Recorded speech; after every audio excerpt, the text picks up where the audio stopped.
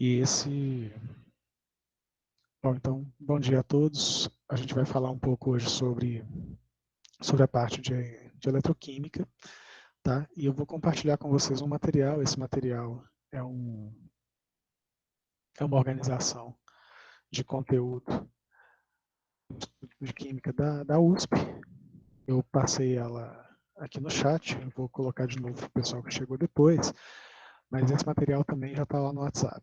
Então eu vou compartilhar a tela para a gente ir conversando em cima do material. Com isso, se tiver alguma dúvida, alguma coisa, vocês podem fazer essa intervenção, abrir o microfone, a gente vai conversar. Tá bem? Deixa eu... Vou compartilhar minha tela.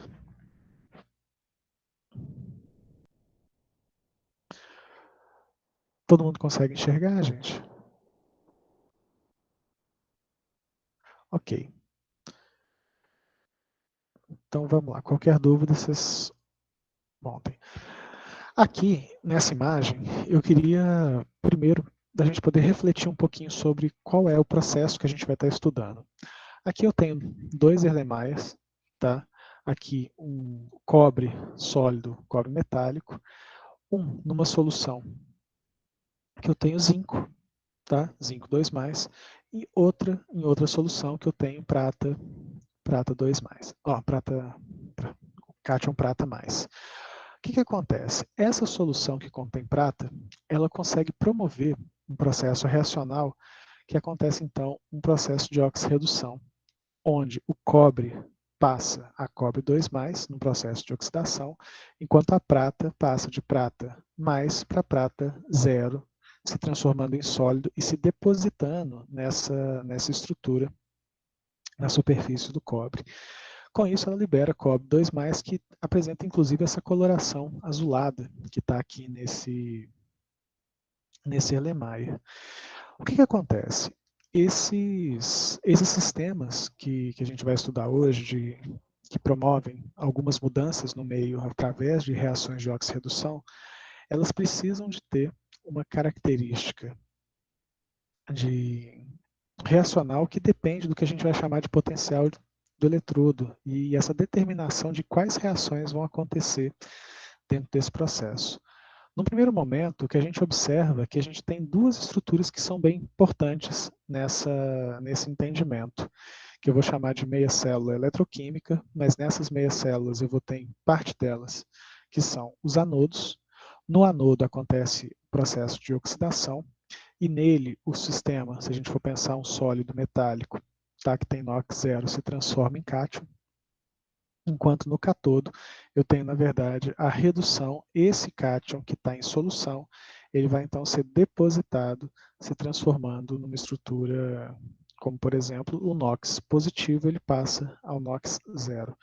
Então, enquanto na oxidação eu tenho a perda de elétrons, a formação desses cátions que vão permanecer em solução, na redução eu tenho, na verdade, o ganho de elétrons e, em alguns casos, a transformação de cátions em solução em substâncias ou em estruturas que sejam metálicas. Então a gente passa por esses processos, o anodo é onde acontece a oxidação, o catodo é onde acontece o processo de redução. Então com isso, a gente tem uma célula eletroquímica de uma forma geral, ela vai ter a característica de ter tanto o anodo quanto o catodo. Eu tenho aqui uma forma da gente poder fazer a medida de diferença de potencial, onde vai ter então essa transferência de elétrons. Nesse caso, o cobre ele está sofrendo um processo de oxidação. Então aqui eu tenho à esquerda o anodo, à direita aqui eu tenho o catodo, e aqui é uma estrutura de uma célula eletroquímica que é uma pilha de Daniels. Essa pilha ela tem também a característica de ter o que a gente chama de uma ponte salina. Ela está aqui caracterizada pelo nitrato de potássio. E aqui ela tem esse tubo, onde o que acontece? À medida que o anodo vai liberando cátions do tipo cobre 2+, esses íons positivos em solução, eles precisam ser estabilizados por essa carga negativa, por esses íons negativos que estão aqui na ponte salina. E aí o que vai acontecer? Os íons em solução, no caso do cátodo, que vai ter prata em solução por causa da solução de nitrato de prata que está nesse becker, a gente vai perceber então que o que estava na condição de prata mais vai se transformar em prata metálica, tá? E com isso eu vou ter a formação, na verdade, de uma estrutura aqui em solução que apresenta uma quantidade muito grande de íons negativos, que vão então ser estabilizados por esses íons positivos. Se eu não tiver essa ponte salina, o que acontece é, à medida que os cátions cobre 2+, são formados e os cátions prata+, são reduzidos à prata metálica, o que vai ter vai ser uma formação muito grande desses contraíons em solução. E aí isso pode, então, inviabilizar esse processo de transferência de elétrons. Então, esse é um ponto importante. Tá? Esse é um ponto importante para a gente poder organizar essas relações. Só um minutinho.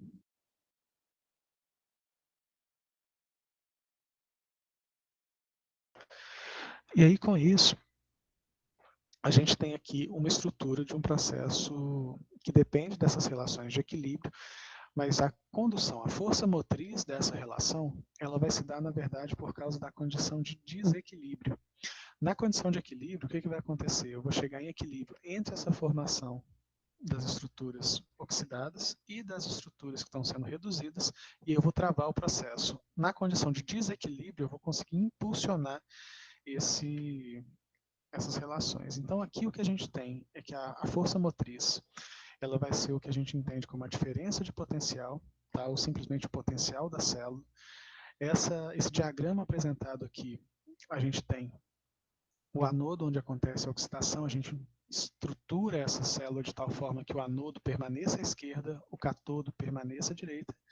Essas fronteiras são representadas por um traço e as fronteiras entre as meias células representadas por 2 traços. Isso é em termos de terminologia, para a gente poder entender, por exemplo, como representar uma célula desse tipo. O zinco, nesse caso, ele se oxida a zinco 2+, então essa é a célula, ou essa é a reação que acontece no anodo, enquanto eu tenho, de forma complementar, o cobre 2+, se transformando em cobre sólido acontecendo no anodo. Essa diferença de potencial ela é dada por uma quantidade relativa aos potenciais de redução, tá? Tanto do anodo quanto do cátodo, e ela apresenta então uma diferença de potencial positivo de 1,10, 1,103 volts. Então essa é a forma que a gente tem de representar esses processos que a gente vai chamar de, a gente pode chamar comumente de pilhas, tá? Essas células eletroquímicas, elas que produzem energia, elas também são chamadas de células galvânicas porque elas representam essa produção de eletricidade através de reações que são espontâneas, dadas as diferenças de potencial. Em geral, quando eu coloco associado uma espécie com outra, e que essas duas espécies têm características de apresentar uma reação espontânea, eu consigo perceber a formação de uma célula galvânica. Isso acontecendo de forma conjunta, dentro de um mesmo sistema, ela pode gerar processos corrosivos, por exemplo, ou, se eu fizer essa separação, eu posso fazer a geração de energia elétrica, como uma pilha. As células eletrolíticas, elas já acontecem no sentido de que eu vou forçar um processo reacional não espontâneo. E com isso eu preciso de uma fonte externa de energia para poder fazer com que esses elétrons cheguem dentro de um processo forçado, tá? É muito comum a gente trabalhar com terminologia também. Aqui eu tenho, por exemplo, o metal e o metal com um determinado número de oxidação. Então, esse vai ser um par, tá? Ou par de espécies relacionados por uma variação do número de elétrons. E esse par, ele vai estar relacionado tanto com o anodo, no processo de oxidação, quanto no cátodo, no processo de redução. Então eu uso a espécie traço outra espécie, aqui eu tenho uma espécie com NOx zero, está se transformando ou gerando uma espécie catiônica. Tá? Nisso esse processo acontece com a perda de elétrons, num processo de oxidação. Eu poderia ter, por exemplo, se eu trocar a posição desses dois, o cátion se transformando em metal, eu teria então um processo de redução sendo representado aqui. Os potenciais desses diferentes elementos, eles são caracterizados por uma característica de comparação. Então, o que acontece? A gente tem um padrão que a gente estabelece como zero para poder medir os outros potenciais. Então, a partir do hidrogênio, tá, a gente faz essa comparação de diferenças dos potenciais entre diferentes substâncias. E aí, com isso, eu consigo aplicar, a partir desse potencial arbitrário que é considerado como zero, que é o potencial do hidrogênio, tá? Eu vou mostrar isso numa tabela para vocês, mas a ideia é que esse eletrodo padrão de hidrogênio é considerado como zero. No inglês, ele recebe o nome de Standard Hydrogen Electrode, e aí a gente consegue ter se a gente for buscar a bibliografia tanto nacional quanto internacional, essas relações do EPH ou do SHE. Tá? Então esse é um parâmetro arbitrário que a gente tem. Aqui está mostrado, por exemplo, esse eletrodo padrão de hidrogênio. Eu tenho o H+, tá? Sendo reduzido a H0 com a adição de 2 elétrons. Esse eletrodo ele tem a característica, então, de apresentar para a gente uma forma de mensurar os demais potenciais das outras estruturas. Então, o que acontece aqui, num experimento relativamente simples, é que eu tenho um fio de platina. Esse fio de platina ele permite que a gente faça a oxidação nesse caso, a redução do hidrogênio em relação ao hidrogênio, tá? E a formação de íons H+. Então, assim, mesmo num processo de oxidação ou num processo de redução, aqui em cima eu tenho o processo de redução, o H+ se transforma em H0, e eu tenho o processo de oxidação, onde o hidrogênio se transforma em H+. Ele sai do NOx 0 e passa ao NOx +1. Nesse processo que está aqui, tá? Nessa figura, nessa imagem, eu tenho a adição de H2, o eletrodo de platina, e eu tenho a formação de H+ em água. Tá? Aí, com relação a esses processos, a gente vai conseguir perceber que, tanto para redução ou para oxidação, o hidrogênio ele é considerado como um padrão para a gente poder, então, definir os outros potenciais de redução. Todas essas espécies que a gente vai estudar, elas têm a característica de ter a atividade equivalente a 1. Então, a gente vai trabalhar essa relação de atividade considerando a concentração em mol por litro. Quando a gente estiver trabalhando com gases, a gente vai trabalhar com essa pressão de uma atmosfera, tá? E aí a gente vai ter essa indicação de substâncias metálicas e muitas vezes quando a gente não tiver essa identificação de alguma substância é porque a gente está usando o que a gente chama de um eletrodo inerte, que é, por exemplo, o eletrodo de platina. Então, a gente vai medir, a partir desse parâmetro do hidrogênio, tá, uma tendência de que um processo de redução tende a ocorrer. Com isso, a gente vai começar a construir relações que são comparações. Eu uso, por exemplo, o cobre. Eu não tenho a ideia ainda desse potencial do cobre. O que se faz? A gente monta uma pilha do cobre com o hidrogênio. Nesse processo, o que a gente começa a perceber é que esse potencial padrão da célula é a diferença de potencial dessa célula constituída com 2 eletrodos. No catodo, eu tenho a redução do cobre e no anodo eu tenho a oxidação do hidrogênio. Quando eu meço a diferença de potencial, eu tenho então o valor de 0,34 ou 0,340 volts. Isso vai ser o potencial da célula. A célula sempre vai ter o potencial definido pelo potencial do catodo menos o potencial do anodo. Só que para poder estabelecer essas quantidades para cada uma das substâncias que a gente for expressar, A gente usa o hidrogênio como parâmetro no anodo, faz com que ele tenha, então, o valor de potencial igual a zero, e o potencial dessa célula apresenta exatamente o tamanho do potencial do cátodo, que nesse caso é o processo de redução, tá, do cobre. Cobre 2+, 1 mol por litro, mais 2 elétrons, passando a cobre sólido. E esse potencial vai assumir o que a gente chama de potencial padrão de redução do cobre. Então, isso feito com cobre pode ser feito com qualquer outro elemento, tá?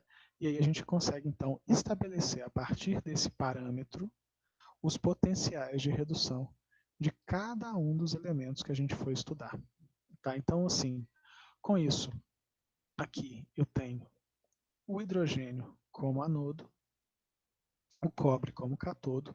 É esse o processo. A gente percebe, então, aqui essa relação de diferença de potencial. Ela sempre vai acontecer em pares. Enquanto eu tenho o processo de oxidação acontecendo no anodo, eu vou ter também o processo de redução acontecendo no cátodo. Em algumas situações, o que vai acontecer? Existem tendências diferentes. Então, nesse caso, vou pegar essa estrutura da esquerda, o hidrogênio e o cobre.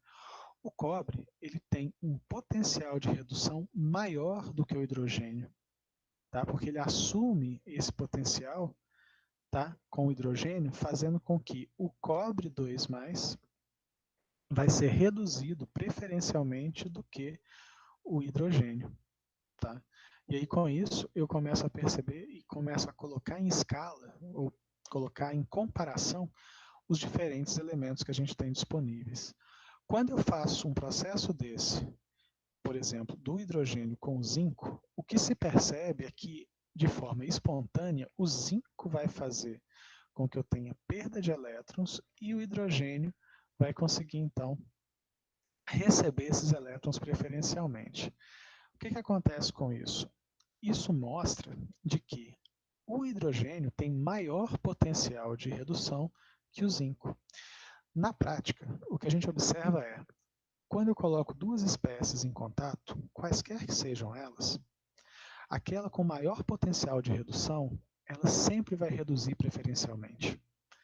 Então, se eu coloco 3, 4, 5, 10 espécies, o que a gente vai começar a observar é um efeito de que o poder oxidante e o poder redutor depende das características de cada um, ou do tamanho desses potenciais. Então aqui a gente tem o zinco, o cobre e o hidrogênio. O hidrogênio ele tem potencial de redução igual a zero por ser um parâmetro que a gente usa como padrão. A partir dele, eu observo que o potencial de redução do cobre é de mais 0,34 e que, se eu for pensar no zinco, ele tem um potencial de menos 0,76. E aí o que acontece? Quem tem o que a gente chama de poder oxidante do íon, o agente oxidante é aquele que reduz com mais facilidade. Significa, então, aquele elemento, aquela substância com maior potencial de redução vai ser aquela que vai reduzir preferencialmente. Então, ela vai ser capaz de promover a oxidação. Por outro lado, aquele com menor potencial de redução é aquele que tem o maior poder redutor, uma vez que ele vai conseguir, então, promover a redução de um outro agente, uma vez que, nesse caso, o zinco passa a ser aquele responsável em oxidar. Então, eu vou comparar os diferentes potenciais de redução. O que vai acontecer no sistema, qualquer que seja ele, é que aquele elemento, aquela semi-reação, tá? Vou chamar essas reações aqui no cobre, por exemplo, cobre 2+, mais 2 elétrons, transformando em cobre 0, é uma semi-reação e ela tem o maior potencial de redução. Nesse meio que está aqui, o cobre, então, vai reduzir preferencialmente. Da mesma forma, o zinco, mesmo que eu tenha hidrogênio no meio, eu vou perceber que o zinco com menor potencial de redução é aquele que vai oxidar preferencialmente. A reação que está apresentada aqui é uma reação de redução. A reação de oxidação é simplesmente a troca dessa seta. Então, quem passa a ser reagente? O zinco metálico transformando ou proporcionando a formação do zinco 2+, mais 2 elétrons. E aí, com isso, a gente começa a perceber.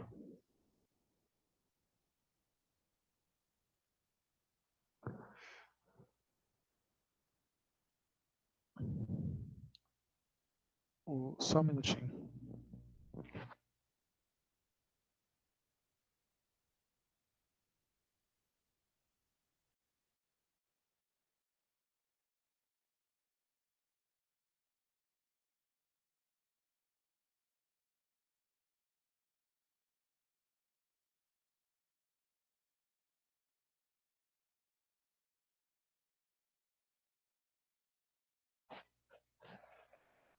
Ô, gente, até agora, vocês estão conseguindo acompanhar? Porque aí a gente vai pensando o seguinte, a partir do momento que eu consigo identificar esses potenciais de redução, eu começo a identificar também o tamanho, tá, da característica que eu tenho daquele sistema efetuar um processo de redução. E aí existe uma tabela de potenciais de redução e essas semi-reações vão ser sempre apresentadas no sentido de que eu tenho uma espécie. No processo de redução, eu tenho o ganho de elétrons, então os elétrons sempre vão aparecer na forma de reagente, para que a gente possa então ter a formação dessa espécie reduzida. Tá? Então aqui o flúor 2 mais 2 elétrons se transformando em 2 flúor menos. Então eu tenho a absorção ou o ganho de elétrons.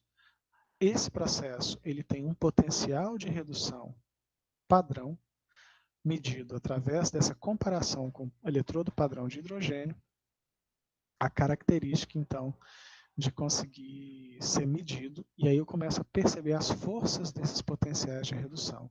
Então aqui eu tenho o flúor, o ozônio, tá? E outras espécies que vão sendo colocadas aqui de forma comparativa em ordem decrescente de potencial de redução. Então, com isso, a gente consegue, então, estabelecer algumas dessas relações. Essas semi-reações de condução, elas têm uma inversão de sinal quando eu tenho o hidrogênio como parâmetro de controle, como se fosse um parâmetro comparativo, porque todos eles são medidos através do hidrogênio, e algumas espécies, então, quando a gente começa a fazer essa comparação, elas têm menor potencial de redução, inclusive comparado ao hidrogênio. Chumbo, enxofre, ferro e outras espécies que vão assumir, então, valores de potencial negativo dentro desse processo. E aqui eu tenho outras reações de semi-reações de redução, e nesse caso o lítio ele se destaca, inclusive, porque ele apresenta um dos menores potenciais de redução. Significa, portanto, que o lítio ele é uma espécie bastante interessante, capaz de promover, tá? Ele vai se oxidar preferencialmente do que outros elementos. Tanto que várias baterias, pilhas, hoje utilizam lítio como uma espécie dentro desse processo, associado a várias outras. Tá? Então, com relação a isso, a gente começa então a comparar um com o outro. O meio básico, o meio ácido, ele pode interferir nesses processos na definição do potencial de redução, e aí com isso é importante também a gente ter essa ideia. Aí, a gente pode começar a pensar, por exemplo, nessas relações usando o potencial padrão de redução, nesse caso, o melhor agente oxidante e o melhor agente redutor. O que acontece? O que seria o melhor agente oxidante? O que é agente oxidante? É aquele capaz de promover a oxidação. Então, aqui eu tenho O2, H2O2 e Cl2. Então, vamos lá na tabela de potenciais de redução e vamos procurar. Eu tenho aqui o Cl2, tá? O O2, então aqui eu tenho o Cl2, com potencial de mais 1,35 ou 1,358 volts. Eu tenho o H2O2 com 1,763 e o O2 com 1,229. Então, qual que é aquele dos três que apresenta maior potencial de redução? a água oxigenada, tá? O peróxido de hidrogênio. Então, se ele apresenta um maior potencial de redução, ele vai ser, comparando entre os três, o maior agente oxidante. Tá? Se eu for pensar no agente redutor, é aquele que vai promover a oxidação de forma preferencial. E aí, nesse sistema, alumínio e estanho, eu vou comparar novamente na estrutura. Aqui eu tenho o alumínio, eu tenho aqui em cima o estanho. O estanho tem o potencial de redução de menos 0,137 volts, enquanto o alumínio ele tem menos 1,67 ou 676 volts. Então, o que vai acontecer? Aquele que tem o menor potencial de redução vai ser aquela espécie que vai oxidar com maior, vai oxidar preferencialmente. Tá? Então, com isso, essa espécie que vai oxidar preferencialmente é aquela com menor potencial de redução e, com isso, eu tenho que ela passa a ser considerada como agente redutor. Eu sempre vou associar um agente oxidante com agente redutor. Agente oxidante é aquela espécie que permite a oxidação. Então, o agente oxidante é a espécie que reduz preferencialmente e proporciona o processo de oxidação. O agente redutor é aquele que oxida preferencialmente para proporcionar o processo de redução. Então, o que acontece? As espécies, elas são agentes no sentido de que, sem a presença delas, eu não consigo executar, tá, ou conduzir um processo de oxirredução. Eu preciso, na verdade, desses dois elementos. Sempre um agente oxidante, onde ocorre a redução, e um agente redutor, onde vai acontecer a oxidação. Então, com isso, a gente consegue, então, estabelecer, a partir dessas estruturas, com base nos potenciais redox, padrão de redução, quem é a espécie que vai preferencialmente ser reduzida e qual que é a espécie que vai preferencialmente ser oxidada. Então, se eu colocar em ordem de semi-reações de redução, eu vou conseguir perceber o seguinte: a espécie mais à direita e mais embaixo vai ser aquela espécie que vai oxidar, enquanto a espécie mais à esquerda, mais em cima, vai ser a espécie que vai reduzir. Então, esse processo ele vai, então, delimitar para nós o que vai estar acontecendo no anodo e no catodo. Então, o zinco ele vai estar no anodo, o cobre vai estar no catodo. E com isso a gente consegue relacionar um processo para poder construir uma pilha, para poder produzir energia elétrica a partir dessas diferentes espécies. Então, aqui eu teria uma pilha cobre-zinco. Tá? Então, com isso, a gente consegue também fazer comparativos relacionados a essas substâncias. Então, assim, o zinco ele vai ter a capacidade de reduzir tanto hidrogênio quanto cobre. O hidrogênio ele só consegue reduzir o cobre porque ele tem menor potencial de redução do que o cobre, mas ele vai conseguir oxidar o zinco. E o cobre ele não consegue reduzir nem o zinco e nem o hidrogênio. Mas o cobre é capaz de oxidar o zinco e o hidrogênio. Então, os potenciais de redução vão ser o nosso parâmetro para poder estabelecer qualquer uma dessas relações. Quando a gente trabalha essas pilhas, a gente envolve energia nesse processo. Aqui, eu tenho algumas relações energéticas que estão dadas a partir do ΔG, que na verdade é energia livre de um sistema, e aqui eu tenho relações com potencial de redução. Essas relações elas vão ser importantes para a gente poder estabelecer como que eu tenho o potencial de redução de uma determinada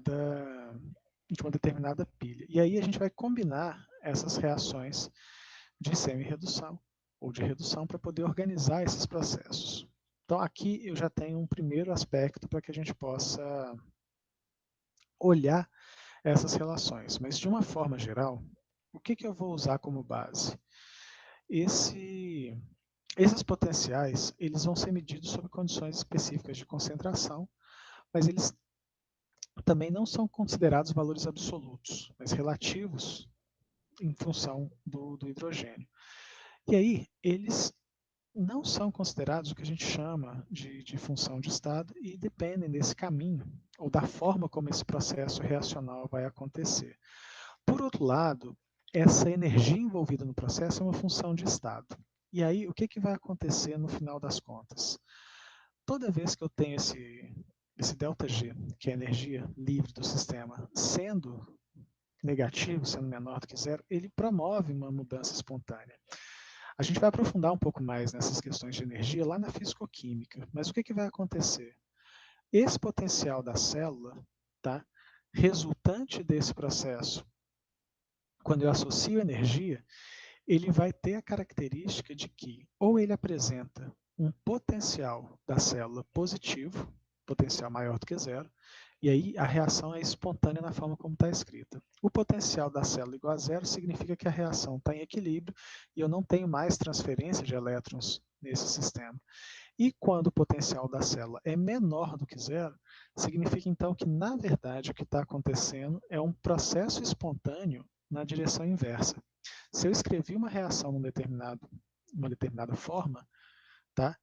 A reação espontânea da forma como está escrita é o reagente se transformando em produto. Quando eu tenho potencial negativo, significa que se eu escrever daquela forma, tá? Mantive essa equação descrita, a reação ela vai estar acontecendo preferencialmente produto se transformando em reagente. Isso é o que significa que a reação está ocorrendo espontaneamente na direção inversa.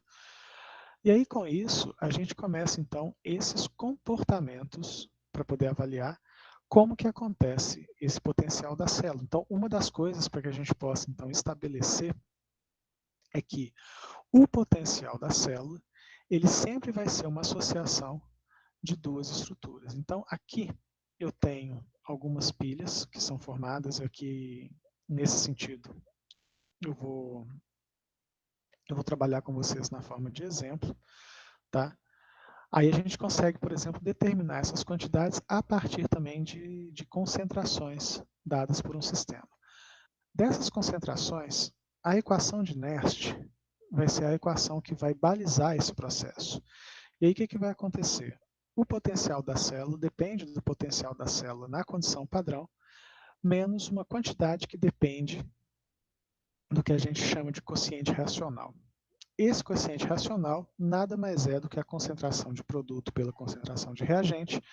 Isso vai depender da temperatura, tá? Vai depender da constante dos gases e vai depender de uma função da equação da constante de Faraday e do número de mols que vai estar envolvido nesse processo. A gente consegue, então, a partir dessa equação de Nernst, estabelecer valores, tá?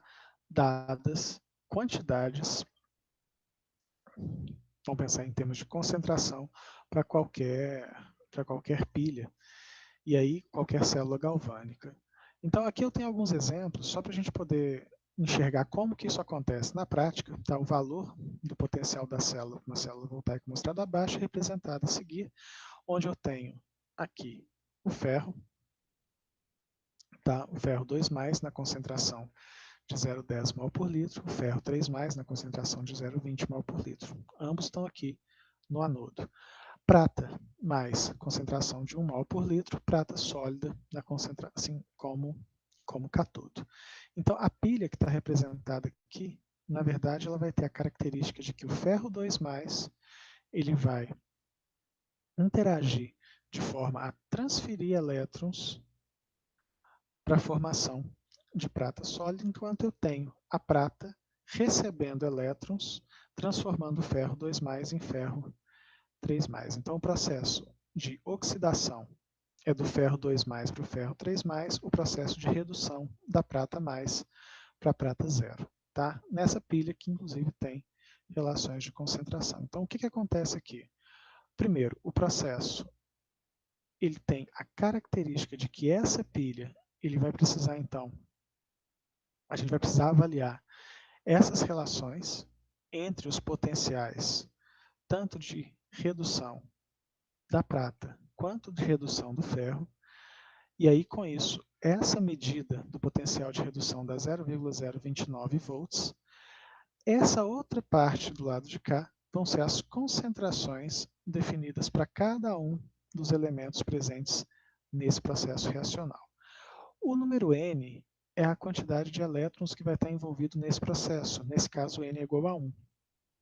E aí a gente consegue perceber que com essas concentrações, o que vai acontecer é que a quantidade de íons em solução, ele vai diminuir, tá? Ou ele vai definir de uma forma um pouco mais real qual que é a característica real da célula eletroquímica. O que acontece com isso? A partir dessas concentrações, o que a gente percebe é, à medida que o processo reacional vai acontecendo, vai aumentando a quantidade de ferro 3+, e vai diminuindo as quantidades tanto de ferro 2+, quanto prata mais. Fazendo isso, é como se eu tivesse a pilha nesse processo, ela funciona com um maior potencial, a maior diferença de potencial, que vai ser o equivalente à quantidade que eu tenho do potencial padrão da célula. Mas à medida que essa pilha vai se desenvolvendo, a formação desses produtos, especialmente o ferro 3+, tá, vai fazer com que eu comece a ter uma diminuição da efetiva diferença de potencial dessa pilha. Então a pilha vai acabando, até chegar no sentido que eu não tenho mais essa diferença de potencial. Então aqui eu posso inclusive conduzir pilhas, que a gente chama de pilhas de concentração, tá? Com isso, a gente consegue, por exemplo, associar e construir o que a gente chama, por exemplo, de pHmetros, tá? ou outras estruturas que têm relação tanto com a medida direta de diferença de potencial de algumas espécies. E nesse caso, a gente consegue associar isso com o pH, então isso permite a construção de equipamentos como o pHmetro, e a gente consegue também determinar algumas relações que estão associadas ao KPS. Mas aqui, ó, eu vou querer, na verdade, passar para vocês algumas estruturas que são alguns exemplos para a gente poder organizar de como que essas pilhas podem ser de fato construídas. Então, as baterias, de uma forma geral, elas podem ter essa característica, a geração de eletricidade através de uma reação química, e essa reação na célula ela não é reversível. Então, aqui eu queria mostrar para vocês, por exemplo, uma pilha onde eu tenho aqui o isolamento, a base interna de uma pilha, dessas pilhas comuns que a gente compra, assim, estão disponíveis no mercado. Um bastão de grafite é usado como catodo. Tá? Aqui a gente tem envolto nesse processo uma pasta, tá? Que na verdade é um óxido de manganês. Ele está em contato direto com o catodo, então é uma mistura desse óxido com carbono. Aqui a gente tem uma relação, que é o eletrólito, que permite essa troca de elétrons, tá, entre o catodo e o anodo, e a parte de fora dessa pilha é um invólucro de zinco metálico, que é o anodo. Então eu tenho duas estruturas importantes. O catodo está aqui no centro, positivo. O anodo está na estrutura externa, que é o negativo. Tá? E uma espécie capaz de permitir a passagem de elétrons. E eu vou chamar essa estrutura, tá, de eletrólito. Então, essa aqui é uma célula de Leclanché, é uma célula seca, que é a pilha que a gente usa hoje com bastante frequência. Então, aqui a gente tem algumas relações de reação químicas envolvidas nesse processo. Essas pilhas, quando a gente trabalha em relações de pilhas alcalinas, por exemplo, esse processo de oxidação ele acontece em 2 etapas, e aí você consegue otimizar a quantidade de energia, na verdade, o tempo de duração dessas pilhas. Então, com isso, uma outra forma da gente, por exemplo, construir baterias, aqui a pilha, uma bateria secundária, é uma bateria de chumbo, tá? Que é usada principalmente em automóveis, geradores. Aqui a gente tem, então, o anodo, que vai ter a carga, assim, que vai possibilitar essa formação a partir do anodo de chumbo, e eu tenho o catodo de óxido de chumbo, fazendo com que o ácido sulfúrico, a solução ácida, permita com que a gente tenha esses efeitos. Então, no anodo vai acontecer oxidação, no catodo vai acontecer a redução. E nesse caso, essa bateria secundária é uma bateria que ela é recarregável. Então, se eu efetivamente aplico carga elétrica, tá, no anodo, ele vai então conduzir essa carga do anodo para o catodo, formando um processo reacional de oxidação no anodo e de redução no catodo. Por outro lado, eu posso ter então o efeito reverso, onde eu tenho a carga sendo aplicada no catodo e reestabelecendo essas reações no anodo, fazendo com que a gente tenha a reorganização desse sistema, tal qual a gente consiga processos que são reversíveis, no sentido de produzir energia e de receber, assim, de produzir eletricidade no sentido inverso, recebendo novamente energia, eu posso reconstituir essas estruturas de catodo e anodo. Tá? Então, essas baterias de chumbo, o processo de redução, ele acontece em meio ácido do óxido de chumbo, promovendo a formação do sulfato de chumbo. Tá? E no processo de oxidação no anodo, que eu tenho é o chumbo sólido com o hidrogênio sulfato, formando o sulfato de chumbo mais hidrogênio na condição de H+. Então, nessa pilha, o que a gente tem, na verdade, é o chumbo sólido, o óxido de chumbo em meio ácido, formando o sulfato de chumbo. Essa pilha, essa célula eletroquímica, ela consegue, então, ter a característica de ter a produção de 2,02 volts no sentido de uma célula galvânica. Então, essas são as pilhas que a gente tem. No caso, esse seria uma pilha recarregável. Outras células de zinco-prata que a gente utiliza, principalmente em alguns aparelhos eletrônicos. Aqui, esse anodo de zinco, o catodo aqui, que é a parte positiva. Esse óxido de prata presente aqui dentro. Eu tenho um separador, que é um eletrólito também de zinco. Nesse sistema, eu tenho pilhas com potencial de redução da ordem de 1,8 volts, tá? Que é a pilha zinco óxido de prata. Essas pilhas também são bastante comuns, aqui vocês conseguem perceber a estrutura dela. Então é muito comum, por exemplo, que se use, tá, ou que se recicle esse tipo de sistema, de aparato, para poder então reconstituir um metal nobre, que é no caso a prata. Tá? Então essas pilhas de aparelhos eletrônicos, elas acabam tendo um valor muito grande mesmo no sentido de reaproveitamento, reciclagem, uma vez que elas contêm, praticamente todas elas contêm prata dentro da sua composição. Especialmente essas apresentam característica de poder ser reciclada, inclusive retirar a prata desse meio. Tá? Então, aqui eu tenho outras células, e nesse caso são as talvez mais comuns, que a gente tem talvez as mais baratas, são células que envolvem mercúrio e zinco. Tá? Elas apresentam nessa sua estrutura a característica de ter o mercúrio como metal pesado, o óxido de mercúrio. E com isso a gente tem, na verdade, um potencial poluidor muito grande relacionado a esse tipo de sistema. Tá? Então, se a gente for precisar tomar a decisão ou escolher, a sugestão é que a gente não use pilhas à base de mercúrio. E esse desenvolvimento de tecnologia está associado a vários tipos de novos desenvolvimentos, para inclusive substituir essas pilhas. Mas ainda hoje a gente consegue receber ou consegue fazer uso, consegue encontrar no mercado a disponibilização desse material. As células de níquel-cádmio, elas são células que apresentam a possibilidade de ter também um processo de recarga. Então, o que acontece? Eu posso induzir o processo natural, espontâneo, de liberação de energia a partir de uma pilha, de um processo reacional, mas eu posso também, no sentido inverso, promover a reestruturação desse sistema. Então, a gente vai trabalhar sempre em ciclos de descarga e recarga. E aí a gente pode dimensionar essas baterias através, inclusive, da quantidade de ciclos de carga e descarga. É muito comum que essas baterias elas tenham também uma característica de que nos ciclos de carga, vamos pensar assim, de descarga e de recarga, de não ter, por exemplo, a possibilidade de conseguir recarregar na mesma quantidade que ela conseguiu descarregar. Então, com isso, essas pilhas vão tendo o que a gente chama de um tempo de vida útil e, de alguma forma, apesar dos tempos, das possibilidades de carga e descarga, ela chega ao final dessa vida útil tendo que ser substituída.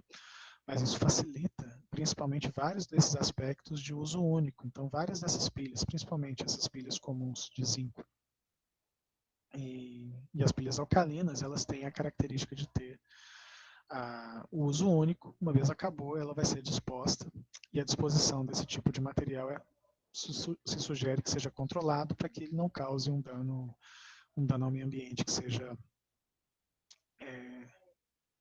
grande, principalmente pela composição, especialmente aquelas que contêm metal pesado, tá? Como o mercúrio.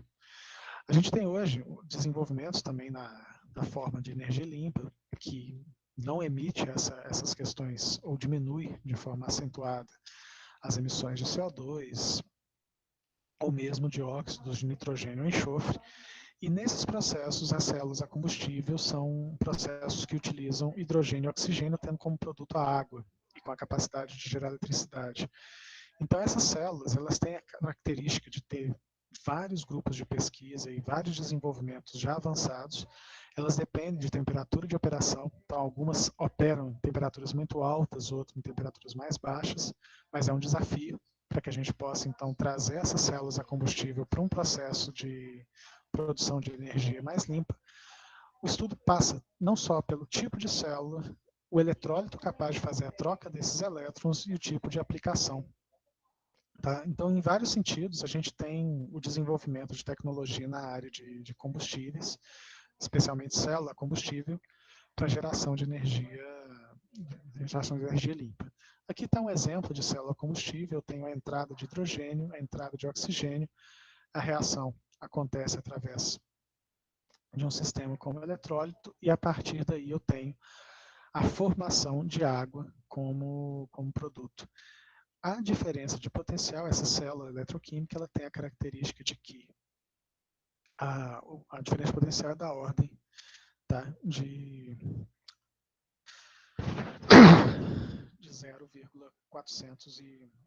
1,229 volts. Então, com isso, essas são características que a gente tem.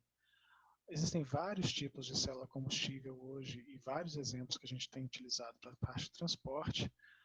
Tá? Carros elétricos têm sido uma tendência, aeronaves não tripuladas também.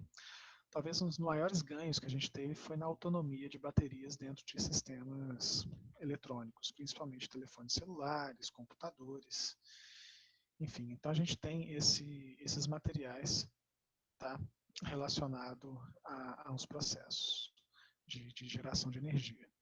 Uma outra forma da gente, por exemplo, trabalhar essas relações, tá, é a questão de que o que a gente tem como célula galvânica é um processo espontâneo. O que a gente tem como célula eletrolítica é um processo não espontâneo. Então, se a gente for comparar um com o outro, é que eu tenho o sentido direto da reação como está descrita aqui, o zinco sólido mais cobre 2+, proporcionando a formação de zinco 2+, e cobre sólido, ele tem um potencial da célula da ordem de 1,103 volts. Se eu quiser, então, inverter essa ordem, o que está sendo chamado de produto aqui, eu vou trazer como reagente, eu tenho, na verdade, que essa célula ela tem um potencial negativo. Então, para que isso aconteça, para que esse processo aconteça, eu vou precisar, então, colocar energia desse o tamanho de energia é o tamanho dessa diferença de potencial, para fazer com que esse processo, que agora não espontâneo, aconteça. Então, como se eu tivesse o seguinte, num sentido direto, a liberação de energia para uma pilha tem essa quantidade de diferença de potencial envolvida, essa voltagem. A partir do momento que eu quero recarregar essa pilha, eu vou ter que fazer o quê? Introduzir uma quantidade de energia do mesmo tamanho, porém no sentido inverso. Então, com isso, eu tenho uma célula que a gente chama de eletrolítica, que é uma célula não espontânea. Então, todas essas células eletroquímicas, a oxidação acontece no anodo, a redução acontece no catodo, nas células voltaicas, tá? O anodo é a fonte de elétrons, tá? E ele tem o que a gente chama de carga negativa. O cátodo ele atrai esses elétrons e tem essa carga positiva. Numa célula eletrolítica, tá? O anodo ele fornece elétrons e é ligado ao polo positivo dessa bateria. Então o cátodo recebe elétrons e é ligado ao polo negativo da bateria. Então os elétrons eles sempre saem do anodo e vão em direção ao cátodo. E aí a questão é, a operação que está sendo apresentada, ela pode ser uma operação espontânea ou uma operação forçada. Tá? Então isso pode gerar uma característica diferente. Então numa célula voltaica, o que vai acontecer? O anodo está aqui, negativo, faz com que esses elétrons então saiam dessa quantidade de carga. Vamos pensar, a densidade de carga negativa que é grande a ponto de transferir elétrons para o cátodo. Aqui, polo negativo, aqui, polo positivo. No caso de uma célula eletrolítica, o que vai acontecer? Eu vou ter o cátodo recebendo esses elétrons, tá? A partir desse polo negativo. O polo positivo, então, vai fazer com que esses elétrons tenham um fluxo contrário ao que acontece numa célula voltaica, fazendo com que eu tenha um reestabelecimento dessas reações, tá? Que foram acontecendo de forma espontânea numa célula voltaica e de uma forma não espontânea elas vão acontecer nessa célula eletrolítica. Então, na prática, vai acontecer o seguinte, numa célula voltaica, igual está acontecendo aqui com o cobre 2+, vai se transformar em cobre metálico. Numa célula eletrolítica, o que vai acontecer? A retirada de elétrons do anodo vai fazer com que o cobre sólido se transforme em cobre 2+. Tá? Da mesma forma, aqui na célula voltaica, o zinco, tá? Ele está se transformando de zinco sólido a zinco 2+, e com isso ele libera elétrons. Numa célula eletrolítica ele está recebendo elétrons, e aí o que vai acontecer? O zinco 2+, que está em solução, ele então passa a zinco sólido, e ele é depositado nesse cátodo. Então é importante comparar, então esse slide é importante para que vocês verifiquem essas relações. E aí essas questões da célula voltaica é uma relação espontânea que tem o fluxo de elétrons passando do anodo para o cátodo, e esse potencial, tá? Essa diferença de potencial dessa célula é um potencial positivo. Quando a gente tem numa situação onde a gente está promovendo uma célula eletrolítica, o que a gente tem é uma reação de eletrólise, é uma reação inversa, onde esse fluxo de elétrons ele vai ser diferente. Ele vai, na verdade, sair de uma fonte externa para poder fazer com que ele seja introduzido dentro de um sistema. E aí, com isso, esse processo ele só ocorre uma vez que a bateria, tá, essa fonte externa de energia, ela tem uma diferença de potencial superior àquela estabelecida dentro do processo, se fosse uma célula espontânea. Então, no caso zinco-cobre, o que a gente tem, na verdade, é a bateria, ela precisaria ser, ou ela precisaria apresentar uma diferença de potencial maior do que 1,103 volts, para poder forçar esse processo não espontâneo e reconstituir essas quantidades iniciais. Se eu tiro a bateria, coloco aqui simplesmente uma ligação entre as espécies zinco e cobre com as estruturas também do cobre 2+, e do zinco 2+, eu vou perceber o reestabelecimento de um fluxo diferente, de um fluxo espontâneo.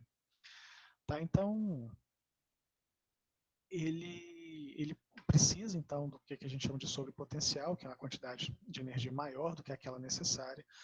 Agora, ela funciona a partir da quantidade de energia, que é exatamente igual à quantidade necessária para poder reorganizar esse processo não espontâneo. Existem competições entre as reações, então esse é um limite, é um gargalo para a gente poder pensar. E essas condições, elas têm a característica de que elas são fora de uma situação que a gente considera como padrão. E a natureza desses eletrólitos, ele pode ser um eletrólito inerte ou pode ser um eletrólito ativo. Tá? Então ele pode fazer parte do processo reacional. Aqui, no processo de eletrólise, eu tenho uma bateria. posso fazer e posso conduzir esse processo para poder, por exemplo, quebrar um composto. Exemplo, a água. Então eu posso conduzir um processo desse, montar uma célula eletrolítica, onde essa célula pode ser usada para gerar hidrogênio e oxigênio, tá? E esse processo ele é bastante interessante, inclusive é utilizado em várias operações, quando a gente olha para a indústria de mineração, para a recuperação de alguns minérios, ou mesmo quebra de algumas substâncias. Então, o que a gente observa aqui é que uma fonte externa, tá? Uma bateria, eu posso trazer isso para dentro de um sistema. Esse sistema, então, vai poder promover relações diferentes. Num sistema, eu tenho a retirada de elétrons e no outro eu tenho a inclusão de elétrons. Então, eu vou promover de forma forçada alguns processos de oxidação e de redução. Então, aqui eu tenho, por exemplo, na eletrólise da água, assim, da mesma forma como está aqui, mas de uma forma esquemática, eu consigo observar o seguinte: no polo negativo, aqui eu tenho a formação de bolhas. Essas bolhas vão formar, nesse catodo, a água recebendo esses elétrons, forma H2 mais a hidroxila, tá? Mais dois íons OH-. E eu tenho aqui do polo positivo a retirada de elétrons, tá? E com isso eu tenho a água formando O2, tá? Mais 4H+, mais 4 elétrons. Então, com isso, eu tenho nessa parte do lado de cá a formação de oxigênio, enquanto do lado de cá eu tenho a formação de hidrogênio. E aqui, a ponte salina está presente entre esses dois para poder estabelecer essas relações de carga, que são formadas por ambos esses íons formados, tanto o OH- quanto o H+. Mas com isso eu tenho a formação de gás. Só que cada um vai formar um gás diferente. Gás oxigênio, gás hidrogênio. Então, alguns aspectos que a gente pode pensar sobre essas relações da eletrólise é de que elas podem promover, por exemplo, a eletrodeposição de uma camada, tá, em alguns sistemas. Dentre eles, a gente tem, por exemplo, comumente a gente pode pensar em processos de deposição de cromo, deposição de zinco, deposição de prata, deposição de ouro. Comumente, esses processos de galvanoplastia são chamados de banho. Então, por exemplo, na joalheria é muito comum a gente ter peças, por exemplo, banhadas a prata, peças banhadas a ouro. Então, o que acontece na prática é que eu, por um processo eletroquímico, eu consigo depositar uma camada de um metal. A gente faz isso muitas vezes para poder ter um recobrimento de uma peça e diminuir ou não proporcionar, num tempo muito curto, processos de oxidação. Então, processos de proteção por eletrodeposição são bastante comuns. E aí a gente pode, então, através da lei de Faraday, conseguir construir esse entendimento para que a gente possa, então, organizar o tamanho da corrente e o tempo necessário para poder, então, depositar uma camada de tamanho controlado nesse sistema. Então, a quantidade de carga é a corrente vezes o tempo. Tá? Então, com isso, a gente tem ainda alguns processos que a gente pode considerar, por exemplo, na eletrólise dos íons prata, em sistema aquoso. A gente pode, então, depositar prata numa determinada estrutura, numa determinada superfície. Para poder fazer isso, isso vai depender de corrente, e aí, com isso, a gente vai trabalhar alguns aspectos que são quantitativos nesse processo. Quando a gente tem essa corrente e relaciona essa quantidade de elétrons, tá? Então, a carga no mol de elétrons ela é dada por essa relação que depende da constante, assim, da medida de corrente, dada por coulombs por segundo. A gente consegue medir essa quantidade e é o que a gente consegue identificar como um Faraday, que é a quantidade de corrente por mol de elétrons. Então, essa medida ela vai dar para a gente, por exemplo, de que essa carga corrente, assim, sendo equivalente à quantidade de corrente vezes o tempo, a gente consegue mensurar a quantidade, por exemplo, de prata metálica depositada numa superfície. Então, com isso, essa quantidade de carga depende de corrente e tempo. Então, eu posso colocar uma corrente de 1,5 amperes pelo tempo de 15 minutos, tá? E aí eu consigo, aqui eu tenho um valor unitário só para poder acertar essa questão das unidades, uma vez que aqui a gente está trabalhando por corrente por segundo, então aqui eu tenho a quantidade de 1.350 coulomb.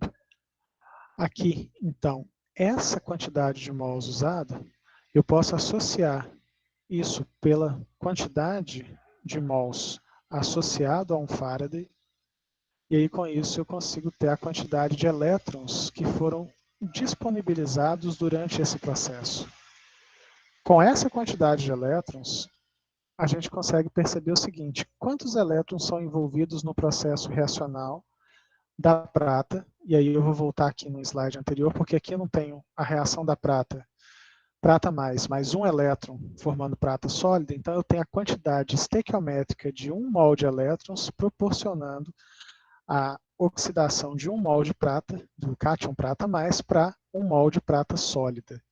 Então, com isso, a quantidade de prata associada, ela depende dessa quantidade de mols de elétrons. Com essa 0,0140 mols de elétrons, eu consigo definir a quantidade de prata que foi depositada. Então, dependendo do tempo que eu for fazer essa deposição, eu vou colocar uma camada de prata, e aqui eu tenho da ordem de 1,51 gramas. O que acontece? Aqui, nesse processo, só para a gente poder voltar um ponto atrás, 1,5 ampere durante 15 minutos. Então, eu posso pensar o seguinte: essa quantidade em deposição, ela vai ser possível de ser mensurada. E a partir daí a gente consegue, então, por exemplo, padronizar processos de eletrodeposição. Então, se eu quiser, por exemplo, montar uma estrutura de galvanoplastia para poder fazer esse banho, ou para poder fazer essa eletrodeposição de prata, eu vou precisar mensurar tanto a quantidade de corrente quanto a quantidade de tempo para fazer com que essa deposição seja também qualificada em termos de quantidade de prata depositada. Mas isso serve para diversos outros materiais. Então aqui a gente tem alguns outros aspectos, a gente vai fazer relação dessa quantidade de massa com quantidade molar, e a gente pode calcular a quantidade de elétrons que eu tenho necessária para poder fazer essa mudança. Então, assim, com relação à quantidade de carga relacionada ao mol de elétrons, eu posso, então, entender a quantidade em coulombs, a quantidade de carga, para poder, então, fazer com que todo esse material, esse chumbo, seja depositado. Tá? Então, com isso, eu consigo, inclusive, determinar a quantidade em tempo. Então, imagina o seguinte: eu preciso fazer com que uma peça, e essa peça, nós estamos falando, por exemplo, de um brinco de 1 grama. Mas eu posso falar de uma peça, que eu vou trabalhar o recobrimento dessa peça, que ela fique imersa dentro de uma solução, e essa solução e essa peça seja do tamanho, talvez, de uma engrenagem para ser utilizada em tratores fora de estrada. Tá? Então, pode ser que a gente tenha tempos diferentes e a gente consegue calcular esses tempos para deposição. Então, esse sistema, na parte eletroquímica, tá? Essa eletrodeposição, ou galvanoplastia, ela é um dos exemplos importantes que a gente tem. Aqui eu tenho um exemplo com uma bateria, um eletrodo de prata que vai proporcionar a formação dos íons prata em solução, e aqui um objeto a ser recoberto, está aqui tipificado como se fosse um anel. Então, aqui eu consigo trabalhar essa questão do anodo proporcionando os íons prata mais, e no cátodo esses íons prata mais sendo, então, com elétrons provenientes da fonte externa, tá? Sendo transformados, então, em prata sólida. Então, esse é um tipo de trabalho que pode ser conduzido com um nível de operação relativamente simples, tá? E que a gente consegue quantificar esses meios. A gente pode tentar trabalhar essas organizações também para poder, inclusive, tirar camadas superficiais desses sistemas. Então, assim, cobre, nesse caso, ele está sendo tratado e com isso eu vou estar tirando as impurezas da superfície do cobre para garantir que essa superfície tenha a presença do cobre totalmente exposto. Então, isso pode ser também uma das formas da gente utilizar a parte de eletroquímica, a parte de galvanoplastia. Tá? E aqui a gente tem alguns outros exemplos, que é, por exemplo, o processo de cloroalcalino, que a gente vai conseguir trabalhar essas relações para a formação de cloro 2, que é um importante insumo de diversas indústrias. Tá? A produção de alumínio também pode ser feita dessa forma, que a gente tem outras relações, e aí a gente entra em outros aspectos, por exemplo, os aspectos de corrosão. Então, assim, o processo de oxirredução, o processo redox, ele se apresenta de várias maneiras. A gente pode controlar esse processo para poder produzir energia nas células galvânicas. A gente pode, então, forçar esse processo em células eletroquímicas, mas a gente tem o processo de corrosão como se fosse uma oxidação espontânea também desse processo. Então, assim, a gente consegue direcionar essas ações, muitas vezes, para poder promover ou dificultar processos de corrosão. Eu não vou avançar no sentido da corrosão, eu sei que tem uma disciplina, a professora Flaviana também oferece a disciplina corrosão no curso de mecânica, tá? Mas a corrosão em si se trata de um processo que muitas vezes, se for um processo que envolve a modificação química dessas superfícies, acontece com o processo eletroquímico, com o processo de oxirredução. Tá bem? Então, com isso, eu vou só voltar num ponto aqui, onde a gente falou a respeito dessas células eletroquímicas, para a gente poder fixar esse ponto, que essas equações ou os potenciais de redução padrão de uma célula eletroquímica, ela depende, tá, exclusivamente do potencial de redução do catodo menos o potencial de redução do anodo. Então, eu posso trabalhar dessa forma, tá, para a gente poder, então, estabelecer os valores de potencial de redução de uma célula ou de uma pilha. Tá? Esse é um ponto. Quando a gente tem espécies que estão envolvidas dentro desse processo, que ainda assim tem quantidades em termos de concentração, a gente pode então ter uma reorganização dessas estruturas, que aí vai passar pela equação de Nernst, e essa equação de Nernst ela vai ser para a gente um parâmetro importante, tá? Para que a gente possa estabelecer, por exemplo, essa aqui é a equação de Nernst, que a partir do potencial padrão da célula eletroquímica, eu vou ter uma dependência das quantidades das espécies em solução.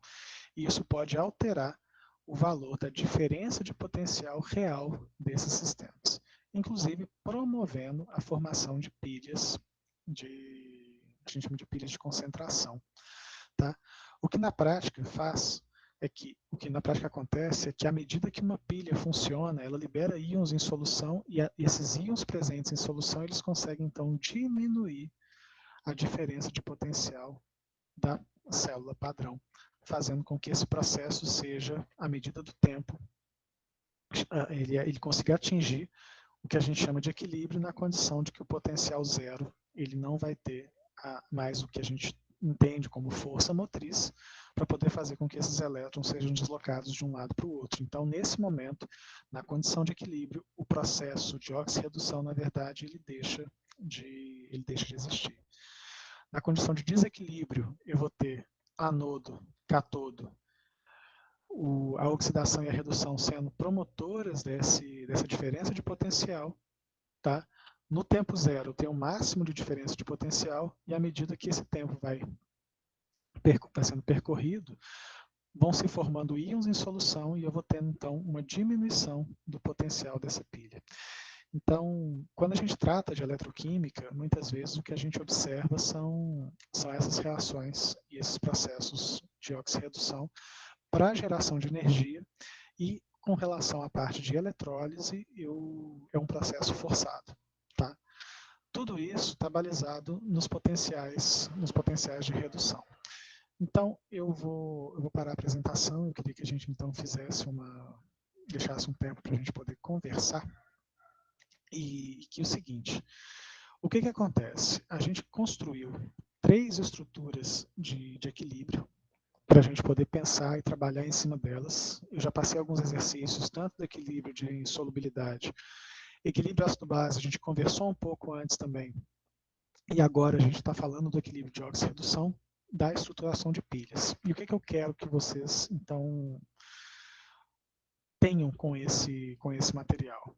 Primeiro, identificar de que os processos espontâneos, essas células galvânicas, tá, são processos espontâneos e que vocês consigam mensurar essa diferença de potencial.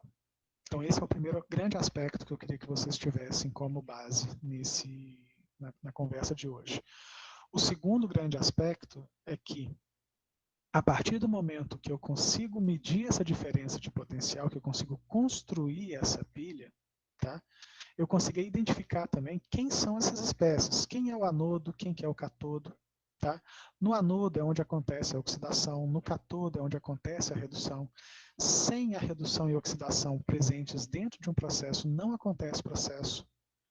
Então, assim, o processo de redução é o agente oxidante que está presente ali. O agente redutor, ele tem a função de oxidar, para poder promover essas relações entre agente redutor e agente oxidante, que nada mais são do que os processos de redução e oxidação envolvidos numa pilha ou numa célula galvânica. Se isso acontece junto dentro de um sistema, o que a gente vai conseguir observar muitas vezes são processos corrosivos. Tá? Se isso acontece separado e eu consigo controlar essa transferência de elétrons, o que a gente tem é a formação de uma pilha. Tá?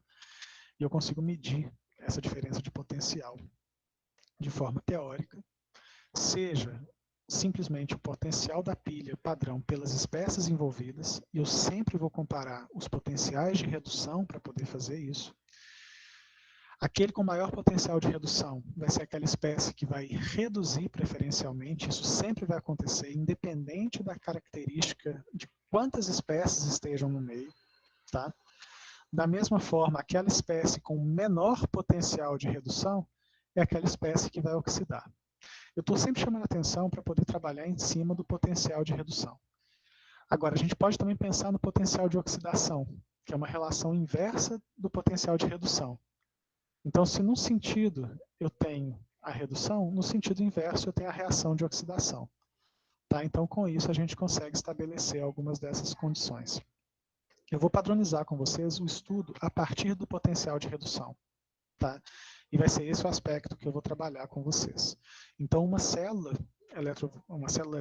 galvânica, ela vai ter a característica de ter o potencial de redução, tá, do anodo menos o potencial de redução do catodo como potencial dessa célula. Posso associar pela equação de Nernst concentrações? Posso. Aí eu vou ter que usar o quociente reacional para poder fazer isso. Medir a concentração das espécies do produto, as espécies do reagente e associar isso com o número de mols de elétrons que estão sendo transferidos durante esse processo. Na eletrólise, tá, nas células eletrolíticas, o que a gente vai ter? Forçar um processo que não é espontâneo. E para isso eu preciso de uma diferença de potencial de uma fonte externa, no mínimo, do mesmo tamanho do que a energia necessária para aquele processo. Mas eu posso ter uma fonte externa com energia maior do que aquela. Tá? E aí com isso eu consigo forçar processos de oxidação e redução que não são espontâneos.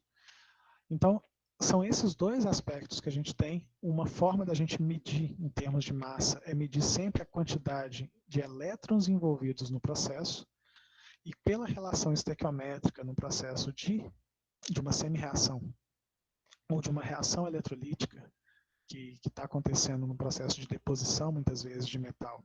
Tá? eu consigo identificar o tamanho dessa quantidade. Então, a gente tem aplicações diversas na área da mecânica, na área de joalheria, muito comum. Eu acho que a questão do banho de ouro, banho de prata, talvez sejam mais próximos da gente, mas a gente pode pensar isso para recobrimento de peças, recobrimento de engrenagens, sistemas que são tratados, sistemas mecânicos que são tratados para poder evitar processos corrosivos ou mesmo melhorar a condutividade elétrica. Então, a gente tem condição de trabalhar todas essas relações dentro de um sistema, tá bom? Ou mesmo usar a eletroquímica para poder produzir alguns determinados tipos de insumo. Por exemplo, alumínio, o cloro, são exemplos também que a gente tem. Gente, eu queria passar isso hoje como material de base.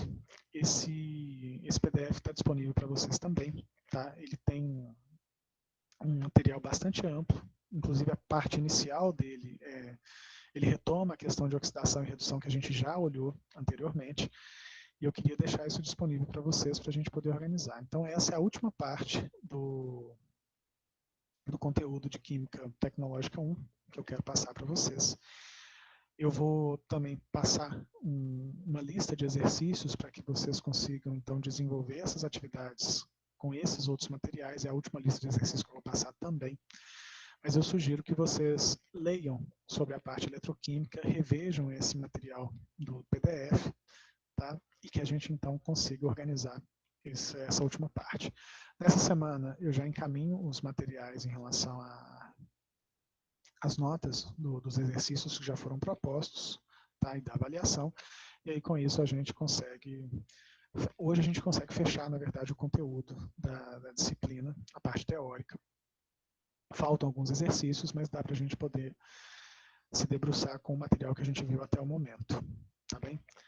Pessoal, tem alguma dúvida? Porque se tiver, a gente pode dar continuidade aqui. Eu vou encerrar a gravação para não ficar um texto muito maior, um vídeo muito maior, mas eu permaneço aqui para poder tirar a dúvida de vocês. Tá bom?